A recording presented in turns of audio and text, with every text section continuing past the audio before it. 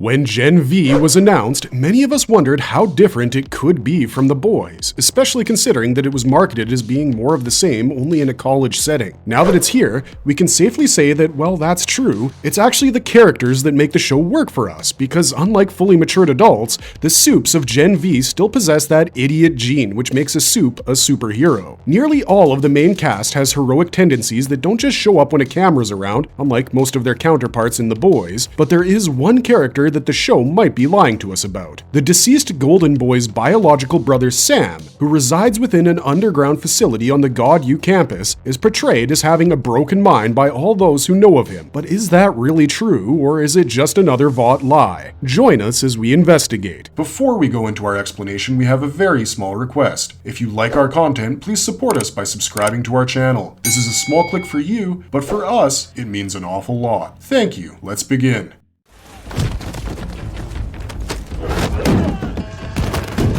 First things first, who is Sam? How is he related to the students of GU? In order to understand whether Sam Riordan is crazy or not, we need to first understand who he is and how he got where he is today. The first time we see Sam is in episode 1 of Gen V, though we don't know it's him. He's presented as a deranged, drug-addled student with super strength who went berserk and started attacking campus security. They eventually captured him with Marie Moreau and Andre Anderson's help, and the only thing he yells out in the gap between is that he's not going back to the woods. The entire ordeal is clearly pretty harrowing for Marie, given she doesn't really know anything about the Supe lifestyle. But Andre notices that he's never seen the kid on campus before. Plus, the way he was sedated and carried off by the security team was a bit much. We then see the same men throwing Sam into a cell with forest-like imagery all over it, and we get two things immediately. Sam is being held in some sort of Sage Grove-esque facility, and they're lying about his existence. Students on Godalkin's campus do worse than tweak off meth, and the faculty is well aware of it. So why this harsh response for one kid that the number 2 ranked student on the entire campus has never even seen before? Turns out it's because he's not even supposed to be alive, let alone being kept as a prisoner. Later on in the same episode, we see Luke Riordan, aka Golden Boy, having a drug-assisted vision of a boy trapped in the woods who asks him to rescue him. The first vision we could have dismissed as a weird hallucination, but when it happened again after the party,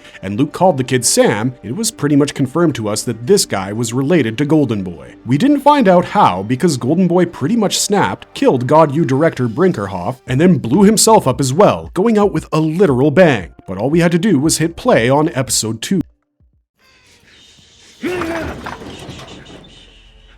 Easy, Sam. Why is Golden Boy's brother kept prisoner at GU? Why was he in a mental asylum for Supes? In episode 2, we find out that Sam is actually Luke's biological brother. Luke confirms this in a video he himself made in case of his untimely death, which tells you that he'd been anticipating things playing out this way for a while. In that video, which he hid up his best friend's dad's statue's penis for some reason, Luke tells Andre and Kate that Sam is being held underneath the college in some kind of weird hospital where they experiment on Supes. He claims that Sam is being experimented upon, and that he himself was experimented on as well. And that's part of the reason why he killed Brinkerhoff, because he was in on it. Not just that, judging from the trustees meeting that opens episode 2, Brink was a key figure in the planning and progress of The Woods. So good riddance, we say, even though Clancy Brown's baritone is something the show should definitely look into retaining. At the end of this video, Luke beseeches his friends to save his brother, and this is when we get the revelation. Sam Riordan was apparently schizophrenic. Luke's girlfriend Kate is the one who brings this up, and she wonders if the disease got to Luke as well, because schizophrenia does have a genetic component to it. But Andre asks the more important question: what if Luke wasn't crazy? He and Kate find the answer to their questions by the end of the episode when Andre breaks into Brink's office and finds proof of Sam's existence, as well as confirmation that the woods was a real thing. Turns out, the facility is located in the basement of the crime-fighting department building, and Sam, well, he might not be as crazy as he's being made out as. Episode 3 of Gen V opens with a flashback scene from 3 years before the current timeline, when Sage Grove Center was still standing. You can tell this is before the Cindy breakout because Love Sausage is still in there,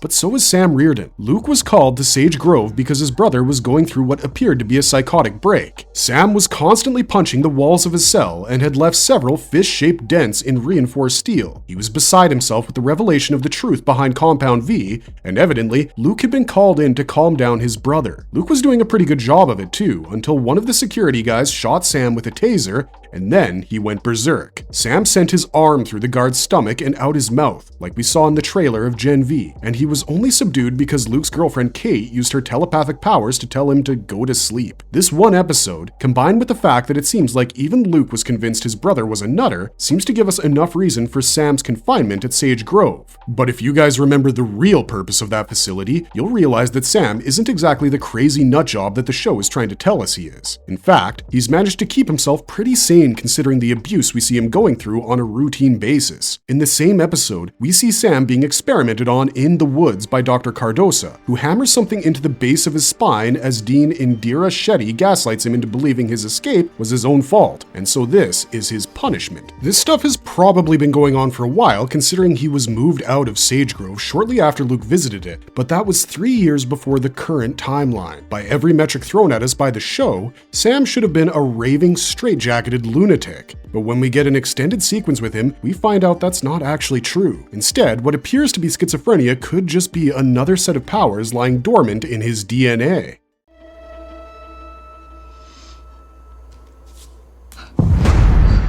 Why does Sam not kill Emma immediately upon discovering her? Is his insanity related to side effects from Compound V? The first hint that Sam Reardon might not be as crazy as we think he is comes from him conducting a personal test to confirm whether the tiny girl in front of him was real or a mental construct of his, which is crazy ironic, we get it. When Andre discovers the entrance to the woods, he enlists Emma's help because she is the only one who can get inside the place without being detected. She helps him with the first part of his plan, getting into Sam's cell with a GPS tracker, but getting out becomes nearly impossible for her because Sam discovers her immediately. But being schizophrenic, he thinks that Emma is just a figment of his imagination, so he tests it out by asking her questions only he would know the answer to, like the name of his pet, or how he broke his arm as a kid, or his favorite movie, which, spoiler alert, isn't Godfather, Star Wars, or Shawshank Redemption. When Emma can't answer any of the questions, he realizes that she is real, and he starts to sort of panic when she tells him that she's here to help him bust out. Sam immediately starts deflecting by saying things like if he just stays here for a bit longer, then their new course of drugs might make him more normal,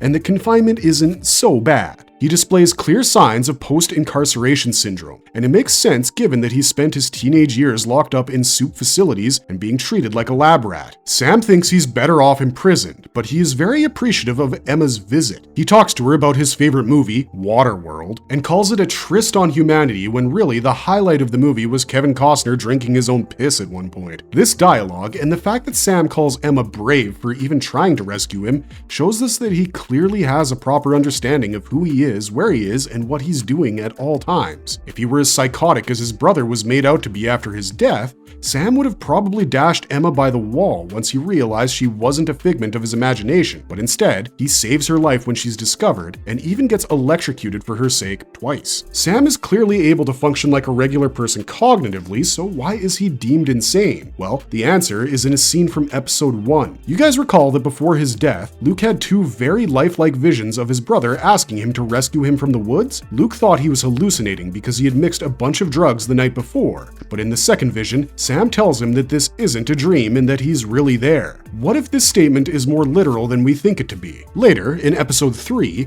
Sam tells Emma she's brave because she did what Luke couldn't, which was come here to try and rescue him. Well, let us ask you this. How does Sam know his brother knew he was still alive? Sam has been in the woods for 3 years. Sure, it's possible that Luke found his cell or something when Brink was experimenting on him down there, but that doesn't explain why Sam expected Luke to rescue him, unless he actually asked him to do it. What if Sam has latent psychic powers that he doesn't know about? This could explain a lot of things that his character does and is accused of, starting with his claim of having a broken mind. When we see Sam punching out his wall in Sage Grove, he says he got his powers along with his mental condition. But what if that condition is actually him being able to hear other people's thoughts and projecting his own into their minds? Fans of the X-Men will know that Jean Grey pretty much had a similar thing going on with her character, even before the Phoenix Force. Jean's primary power is telekinesis, but her secondary power, telepathy, is something she struggled with greatly until she got it under control thanks to the guidance of Professor X. Up until that point, she too would feel like her mind was broken, much like Sam does in this moment. However,